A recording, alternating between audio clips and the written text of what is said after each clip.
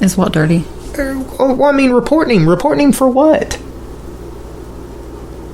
What's he saying that is so bad that he should be thrown off Twitter? Have you not seen his tweets? Okay. Have I not seen some of the guy who wants him reported? He's not. There's a difference. There's a difference between just a regular person like us posting whatever we want on our personal pages. He is a regular person. He is. That's my point. He can post whatever he wants, and it's fine. But a president should have a little bit more. I'm referring to the president. You are not. I am. The president is a regular person, just like us. My point is, up until Trump, presidents were groomed. They were groomed to behave in a certain way. They were expected to, handle themselves in a certain way, to have sort of and that's to be more. I don't really have any other way to say this, but to be more gentlemanly. Well, you know what I mean? More stately, to have more manners, to be more stately, to be more considerate, and just be more. Professional. To be a statesman. To be more professional. Yeah, they were groomed from the beginning. Before they even got into the office, they're groomed to be very, very, very professional. Here's the thing. Trump was not groomed. He's a brawler. He has never been groomed for this position. He was just a businessman who just finally decided he was really going to go for it. So he's not. He's been a businessman. He's come up. You don't need to give me his resume. The man has been stone cold stunned. Oh Lord. By a stone cold stunner, Steve Austin, and the man not only shook that off, but is still in good enough health to be president of the United States. And now the deep state media is all sideways because he's got the tweet out there of the smackdown. My point, and I love it. My point is he spends so much time on Twitter back talking and backbiting and saying things, responding that need to be said. Responding to negative things that other people say about him, when other presidents would just ignore it and go on about their business, like stay focused on doing their job. Okay. Trump is kind of acting like a little teenage girl. Every time he hears that somebody says something about him, he gets on Twitter and he runs his mouth. And that's not the kind of president that we're used to. We're used to very businesslike, very professional, very focused on the job when they're not golfing. But if he doesn't say something back, all the American people hear is the deep state media. Now he doesn't need to respond in a high school way that he does, getting on social media and saying so and so this and so that. He's acting like a little teenage girl. That's not an attractive quality in a president. Well, and that's what for some people it may not be palatable. I agree. And that's kind of what this person that you brought up is that's what he's talking about. These unprofessional responses on Twitter. He's wanting him to be banned. What is, and again, you haven't read the notes, but what is the first thing underneath? Of course, the theme. This is Independence Day weekend. Tomorrow's Independence Day. But what's the first thing I have underneath there about independence? Think independently. Don't be afraid to buck. I'm sorry, I can't read your writing. It's okay. Buck the narrative. Okay, and that's what he's done, and it's working very well. Obviously, it's not. Well, I mean, he's literally destroying the deep state media. I mean, it's just like we're watching House of Cards right now. Yeah. And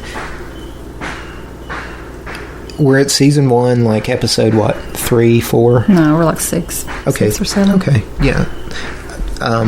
But if you notice, he's still using a BlackBerry. Mm-hmm. Okay, so that was the dawn of this whole social media revolution. When you can stand like she did in your boss's office and tweet, OMG, he just called me the C word, to 200,000 followers. That's a type of power that we've never had. And I kind of, it's good, but if it's controlled, if it's if if a narrative is ground out and it's taken control of at the the base Microsoft, Google, level, and controlled there, then it can, that opens up a whole Pandora's box for all kinds of bad things down the road. It's dystopic. Society could be so great with technology, but at the same time, if we're not careful with it, it could utterly, cause chaos. So I don't know, but yeah, think independently. Don't be afraid to buck the narrative. I think that's a good idea. We were talking about mainstream news, right? And with mainstream news, back in the day, then you took it for gospel, and we were conditioned to take it for gospel. So then we start to see things break down, and then just like with Fox News, you see all the people who were planted, who appeared conservative, who have been just utterly destroyed and taken to, just like Megyn Kelly, for example. She, I don't know, it's just the whole fiasco with Alex Jones, her Father's Day Sandy Hook fiasco. I mean, it's just, I don't know, they're all out to destroy the people. The mainstream media is out to destroy people who are pro-Trump, and especially Trump. And it makes you wonder why. Why are you still going on about a Russian narrative when it's come out that there is no Russian narrative? Why are we spending millions of dollars in Congress to explore a Russian narrative when there is no Russian collusion? Because the minute the average person came into power to be able to speak to the masses, like you mentioned earlier, and had this power to say whatever they wanted to thousands of people, the average person can say whatever they want, and half will believe it and half don't. But the media saw pretty quickly that the negative things, the fearful things, the drama was what got the most attention. So of course the media was going to jump on that bandwagon and throw more drama in the mix than anything. And since when something is put out to the masses like that, half believe it and half don't, as long as half do, you keep feeding it, because that half is going to keep feeding you back. Well, they've always, there's always been the saying, if it bleeds, it leads. So they'll push this Russian thing. I mean, as long as people are paying attention to it, and as long as people are believing it, they're going to keep feeding. Well, that's going to. I mean, I don't know. I just don't understand how they can, do the things that they're doing and still have sponsors. And if you look at it, who have been their main sponsors when you watch these news? It's all drug companies, right? That doesn't see. That's another. Yeah, that's a whole avenue.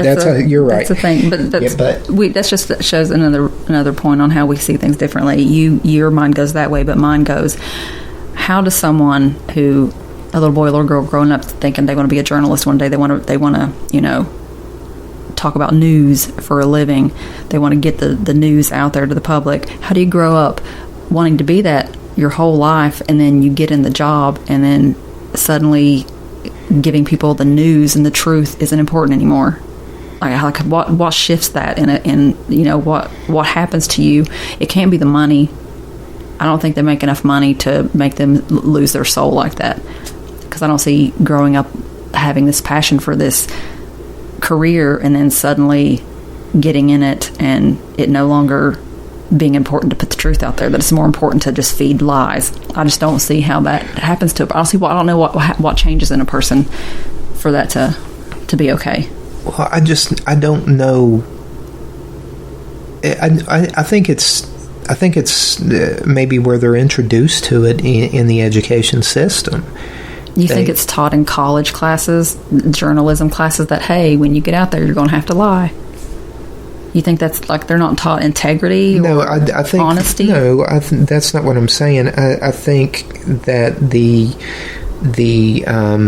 policy, their view of policy, they're more. Most colleges have a liberal mindset, and you've got your safe zones, and you've got all your crazy.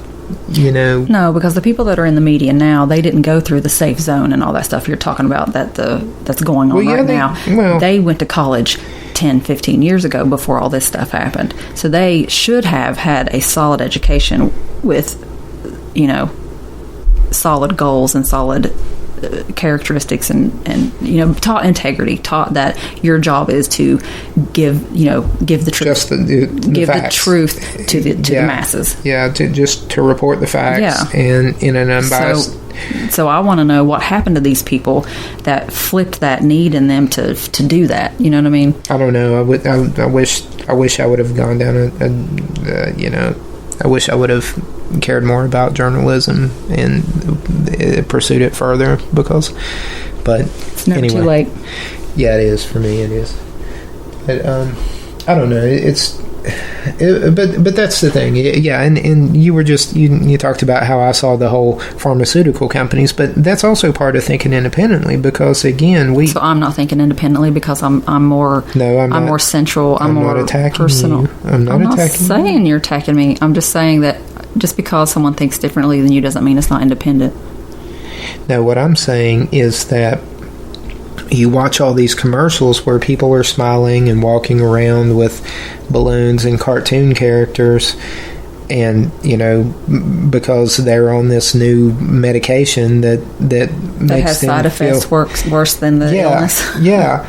But by golly, they feel good. They're in a happy mood now.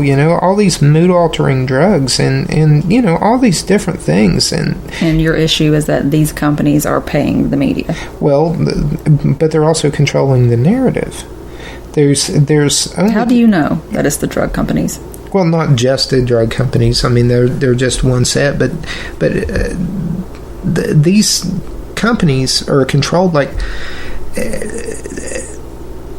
They're root companies of bigger companies. So you've got a few people controlling the narrative for the whole shebang.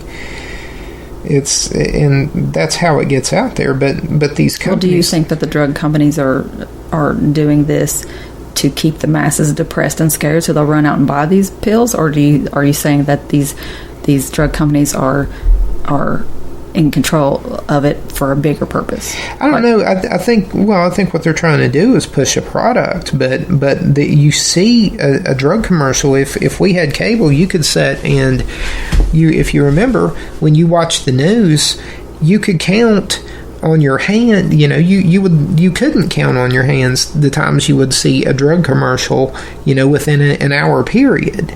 That's any program. Well, you can't watch TV without seeing drugs. Well, but what I'm saying though is once it gets into your mind that, hey, maybe I need that, then you go do that, and then that starts. That's just one other factor. I think a very weak mind would think that. Well, I mean, obviously they pay a lot of money to reach weak minds. Then I don't know, but maybe that's part of the problem as well today. I don't know.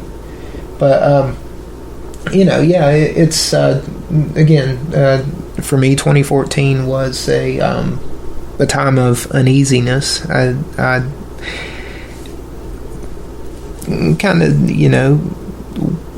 felt like that there was going to be a lot of what we saw in late 14, early 15, all through the summer of 15, and then it sort of died down, and then but with all the the cities that were on fire, the riots every night,